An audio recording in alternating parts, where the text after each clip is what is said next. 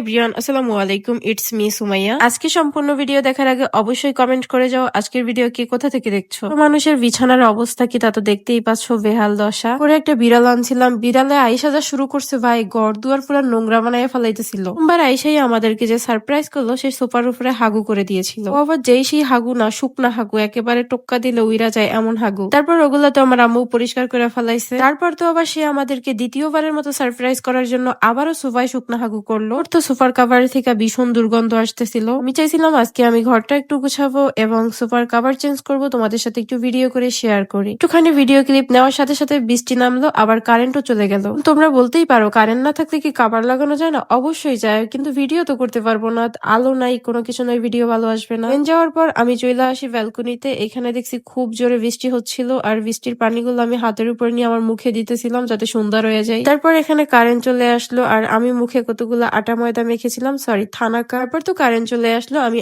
আবার কাজে লেগে পড়ি ওই অবস্থায়। তো মনে করো না আমি হয়তো বা সুন্দর হওয়ার জন্য এগুলা দিতেছি, সুন্দর হওয়ার জন্য না।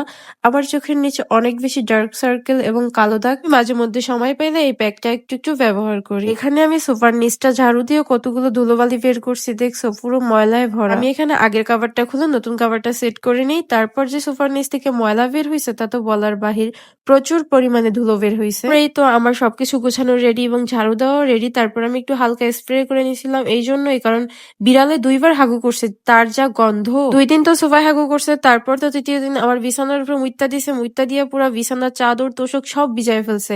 তারপর আমি কি করলাম, আমার তো এসব ভাল লাগে না ভাই, তুমি প্রত্যেকদিন খালি ঘর দুয়ার নষ্ট করবা, এই জন্য আমি বিড়ালটাকে ঘর থেকে বের করে দিছি যে আমার এত আদরের দরকার নাই, তুমি ঘর নষ্ট করবা, তোমার আদর করে পালিয়ে দরকার নাই, বাই বাই।